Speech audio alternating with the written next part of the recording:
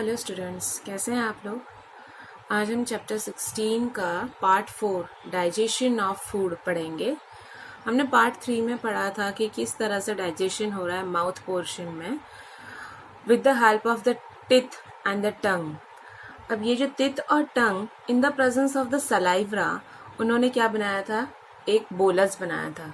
Bolus का meaning क्या होता है, दैट इज निवाला। ठीक है, अब यही बोलस कहाँ पे जाएगा, माउथ में बोलस बना रखा है, तो यही निवाला कहाँ पे जा रहा है, फैनिंग्स में जा रहा है। अब यही फैनिंग से वो फिर नेक्स्ट कहाँ पे, हमारा जो फूड पाइप है दैट इज ईसोफेगस।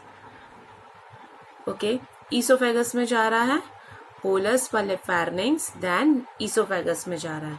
तो ये जो प्रोसेस हुआ, ये जो हो रहा है, इसको हम लोग क्या बोलेंगे, स्वेलोइंग हो रहा है, स्वेलोइंग कर रहा है, निगल रहा है, तो इसको मैं बोलूंगी स्वेलोइंग प्रोसेस बोल सकती हूँ।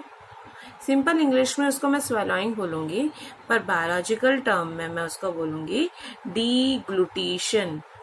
इसको मैं बोलूंगी दैट इज द डीग्लूटेशन। ओके, अब यहां से जैसे कि सपोज ये फैरिंग्स है, ये ईसोफेगस है। अब ये क्या आया, हमारा स्टमक पोर्शन जे शेप का। अब यहाँ पे जो स्पिंचर मसल है, अब ये जो ईसोफेगस है वो क्या करता है, contract relax, contract relax. Okay, तो ये जो मूवमेंट करवा रहा है उसको मैंने बोला हुआ है पेरिस्टालसिस मूवमेंट करवाता है। पेरिस्टालसिस यानी contraction and the relaxation method कौन करवा रहा है, ईसोफेगस ड्यूरिंग दी डीग्लूटेशन मेथड। वैसे ही अब यहाँ तक हमारा ये अब फूड कहाँ पे आ रहा है, स्टमक पोर्शन में आ रहा है। ओके, अब स्टमक में हमें पता है कि ये जो फूड है वो करीबन 4 to 5 आवर्स रहता है हमारा फूड। तुम कोई भी फूड ले रहे हो तो वो स्टोर 4 to 5 आवर्स रहता है और अपना काम करता है। जब स्टमक के अंदर क्या, गैस्ट्रिक जूस, ठीक है, और फूड ये जब मिलता है तो वो दोनों क्या बनाता है, वो दोनों मिलके क्या बना रहे हैं, काइम बना रहे हैं। ठीक है, गैस्ट्रिक जूस और फूड मिलके क्या बनता है, काइम बनता है। अब यहाँ पे जो हमारा स्टमक है वहाँ पे ये जो काइम बनता है उस टाइम पे बहुत सारे एंजाइम रिलीज्ड होते हैं। ओके, सबसे पहला के एंजाइम है, आपको याद रखना है, प्रोटियोलाइटिक एंजाइम। कोई भी वर्ड के पीछे लाइटिक वर्ड आता है, कोई भी वर्ड के पीछे लाइटिक आता है, उसका मीनिंग होता है that is the break down. Okay, तो प्रोटियोलाइटिक एंजाइम क्या है, उसका एक एक्टिव फॉर्म है दैट इज दी पेप्सिन।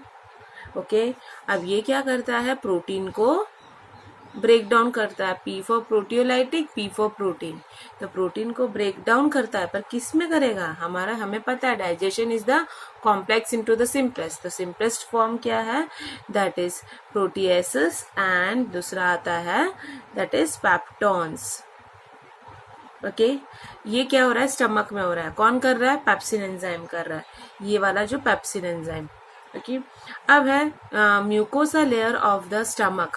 हम लोगों ने 4 लेयर्स पढ़ा था, तो इनर लेयर कौन सी है, mucosa. Mucosa layer of the stomach, it releases the mucus.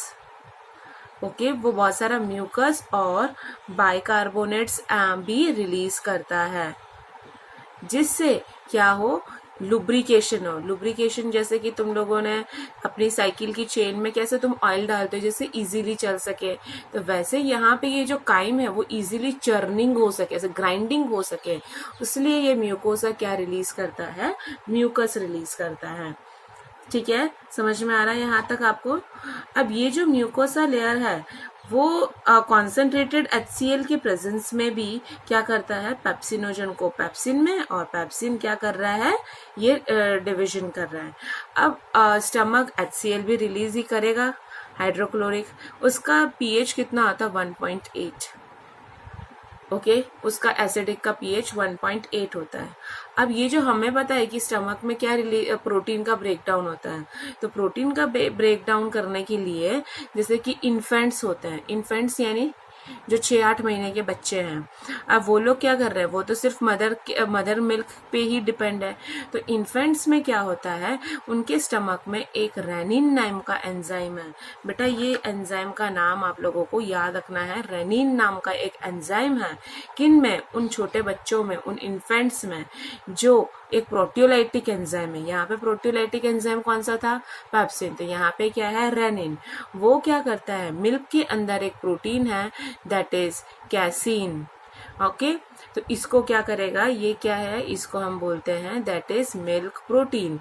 तो ये रेनिन क्या करता है, इस मिल्क प्रोटीन को ब्रेक डाउन करता है। समझ में आया? Renin is a proteolytic enzyme which is found in gastric juice of infants, which help in the digestion of the milk protein. Got it? तो ये था हमारा digestion of food in stomach. Okay, let's start about the digestion of food in small intestine. अब बच्चे मैं आप लोगों को ये वीडियो के एंड में जो भी ये पढ़ा रही हूँ उसका रिटर्न एक नोट्स फॉर्म होगा, तो आप लोग वो लिखिएगा। ये मैं समझाने के तौर पे तुम्हें बता रही हूँ, तो जो नोट्स है वो एक बार आप लोग अपने नोटबुक में लिखिएगा।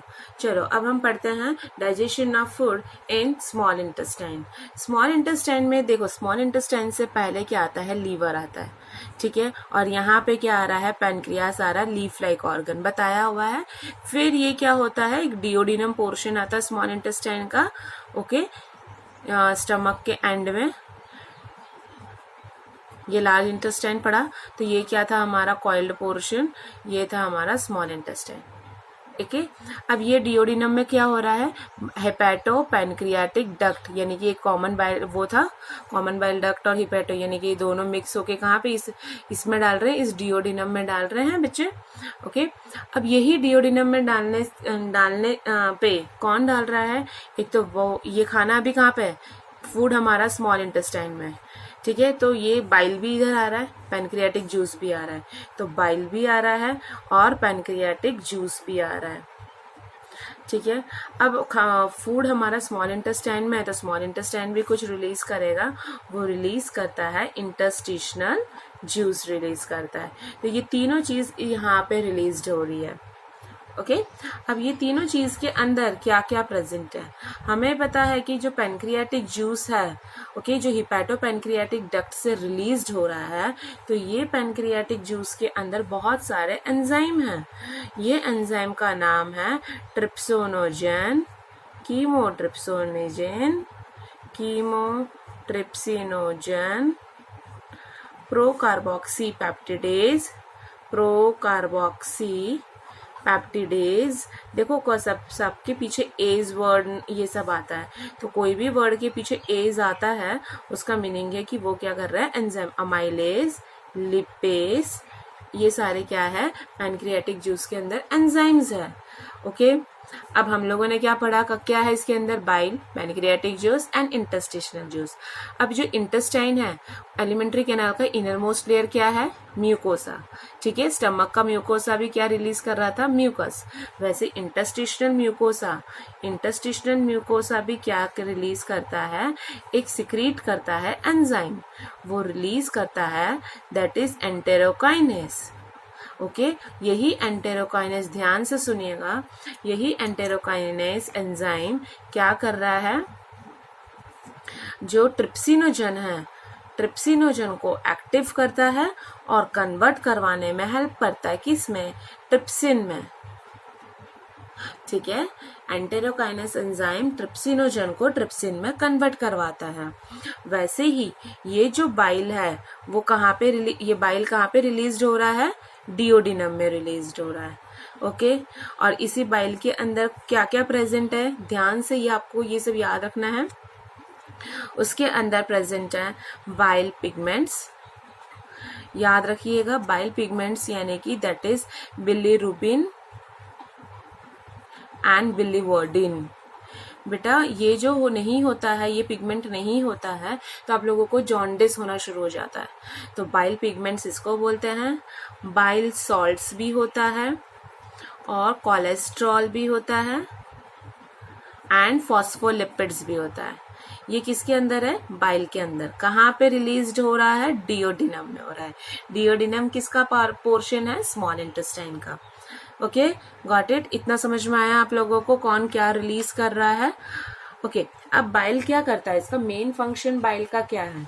बाइल का मेन फंक्शन है, स्टूडेंट्स याद रखना, बाइल का मेन फंक्शन है इमल्सिफिकेशन ऑफ फैट्स।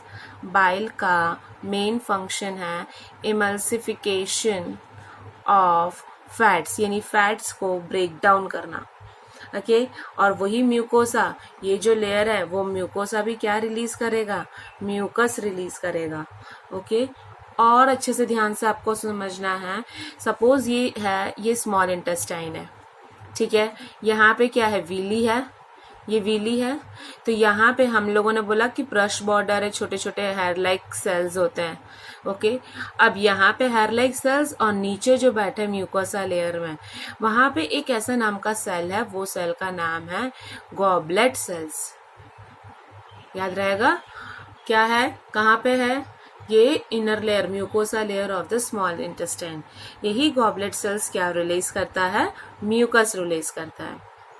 समझ में आया आप लोगों को? अब हम लोगों ने यही काइम जो पढ़ा था स्टमक में, म्यूकोसा लेयर, वो भी क्या करता है? म्यूकस करता है। यहाँ पे भी क्या है? ये गॉबलेट सेल्स रिलीज करते हैं म्यूकस। ओके, अब मैं आपको कुछ कन्वर्शंस बताती हूँ। अभी स्मॉल इंटेस्टाइन में पूरा डाइजेशन खत्म हो जाता है, लेकिन सबसे क्या होता है, अब हमें पता है कि डाइजेशन में क्या होता है, कॉम्प्लेक्स से लेके किस में कन्वर्ट हो रहा है? सिंपलेस्ट फॉर्म में हो रहा है। तो आप लोगों को ये कन्वर्शन याद रखना है कि जो हमारा फूड है वो किन किन में कन्वर्शन हो रहा है। ओके, जो जैसे सपोज हम लोगों ने अभी पढ़ा कि प्रोटीन है वो प्रोटीएसेस एंड पेप्टोन्स में हो रहा है, वैसे ही बहुत सारे फूड मटेरियल्स हैं जो हर एक में सिंपलेस्ट फॉर्म में वो कन्वर्शन होते हैं। एक बार हम उसको गो थ्रू कर लेते हैं। Like protein and peptone and proteases, वो किस में कन्वर्ट हो रहा है? डाइपेप्टाइड्स में। ठीक है, पॉलीसेकेराइड, सेकेराइड वर्ड यानी शुगर मॉलिक्यूल के लिए, तो वो सिंपलेस्ट हो जाएगा डाइसेकेराइड। डाइसेकेराइड से आगे मोनोसेकेराइड भी जाएगा। फैट्स है वो किस में हो रहा है? मोनोग्लिसराइड्स में। Nucleic acid, nucleotides and nucleosides. Dipeptide amino acids में। माल्टोस, बेटा वो माल्टोस है वो ग्लूकोज एंड ग्लूकोज में कन्वर्ट कर रहा है। Lactose, glucose and galactose. Sucrose, जो घर की चीनी है, जो चीनी खाते हो, तो glucose and fructose. Nucleotides, nucleosides and sugar and bases में कन्वर्ट हो रहा है। एंड डाई एंड मोनोग्लिसराइड्स, वो लिपेज के प्रेजेंस में, ये लिपेज किसने रिलीज किया था? That is the pancreatic juice ने। वो किस में कन्वर्ट हो रहा है? Fatty acids and the glycerol में। समझ में आया? तो ये सारा किस में हो रहा है? स्मॉल इंटेस्टाइन में हो रहा है। ये जो भी आप लोगों ने पढ़ा है वो स्मॉल इंटेस्टाइन में हो रहा है। ये सारे सिंपलेस्ट फॉर्म में कन्वर्शन होता है, फिर वहां पे ही हमारा डाइजेशन खत्म हो जाता है। डाइजेशन कहाँ पे खत्म होता है? स्मॉल इंटेस्टाइन में। लार्ज इंटेस्टाइन तो सिर्फ एब्जॉर्प्शन पर्पज से है। ठीक है, तो एक बार हम लोग लास्ट हम लोग लार्ज इंटेस्टाइन भी पोर्शन देख लेते हैं। हम लोगों ने पढ़ा स्मॉल इंटेस्टाइन में क्या हो गया? डाइजेशन कंप्लीशन हो गया। फूड कहाँ पे जा रहा है? लार्ज इंटेस्टाइन में जा रहा है। तो लार्ज इंटेस्टाइन क्या है? मेन पर्पस किस क्या है लार्ज इंटेस्टाइन का? एब्जॉर्प्शन होना। ठीक है, अब फूड जो बचा हुआ अनडाइजेस्टेड फूड है, डाइजेस्टेड फूड तो कहाँ पे? स्मॉल इंटेस्टाइन में। अनडाइजेस्टेड फूड कहाँ पे चला गया? लार्ज इंटेस्टाइन में। अनडाइजेस्टेड फूड में वो जो प्रेजेंट है दैट इज द, उसको हम लोग बोलते हैं एब्जॉर्प्शन ऑफ वाटर। ओके, अब वही एब्जॉर्प्शन ऑफ वाटर क्या कर रहा है? वो एब्जॉर्प्शन ऑफ वाटर करेगा। ठीक है, फिर कुछ उसी मिनरल्स करेगा जो अनडाइजेस्टेड फूड है, और कुछ सर्टेन ड्रग्स वगैरह होंगे उसमें से। तो ओके, अब यहाँ पे हेल्प करता है जो इजीली पैसेज हो जाए, तो ऑब्वियसली म्यूकोसा लेयर ही क्या करेगा काम। तो म्यूकोसा लेयर ने क्या कर दिया? म्यूकस रिलीज कर दिया, जिससे वो क्या करता है? जो वेस्ट पार्टिकल्स है वो क्या कर रहे हैं? मूव्ड कर रहे हैं। वेस्ट पार्टिकल धीरे धीरे इजी पैसेज कर रहे हैं। तो अब undigested unabsorbed substances large intestine में क्या प्रेजेंट है? That is undigested and unabsorbed food. वो सब्सटेंसेस क्या कर रहे हैं? फीकल वेस्ट में यानी फीसेस में एंटर होते हैं। कहाँ पे? सीकम में। ओके। और सीकम किसका पोर्शन था? लार्ज इंटेस्टाइन का। आपको याद आया? तो सीकम से वो कहाँ पे जाएंगे? इलियम और सीकल, उसको हम लोग बोलते हैं इलियोसीकल वॉल्व। ठीक है, तो ये वॉल्व जैसे ही खुलेगा तब तुम लोगों को एक्सक्रीशन प्रोसेस फॉलो ऑन होता है। तो ये जो वॉल्व होता है वो वापस बैकवर्ड फ्लो नहीं करने देता फीकल मैटर को, जो वेस्टेज बाहर हो रहा है तुम्हारे बॉडी से, तो उसको हम लोग बोलते हैं फीकल मैटर, उससे वो बाहर नहीं। और जब तक स्टोर होना है ये फीकल वेस्ट को, तो वो क्या हो जाता है? Stored in the rectum till defecation यानी कि जब तुम लोग थ्रू आउट अपने बॉडी से बाहर निकाल रहे हो, उसको बोलते हैं डिफिकेशन। ठीक है, तो बेटा आज का टॉपिक मैंने सिर्फ यहाँ तक आपको पढ़ाया है। यहाँ पे तुम्हारा डाइजेशन ऑफ फूड कंप्लीट होता है। उसके रिलेटेड मैं आपको क्वेश्चंस देती हूँ, आप लिख लीजिए। तो ये आज के क्वेश्चंस है बेटा, वो आप लोग लिखिएगा, नोटबुक में लर्न करिएगा।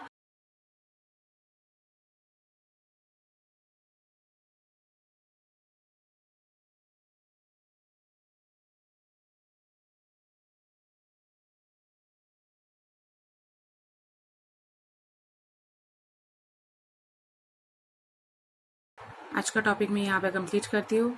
प्लीज़ ये वीडियो आप ज़्यादा से ज़्यादा शेयर करिए, सब्सक्राइब करिए और कमेंट करिए। Thank you so much students.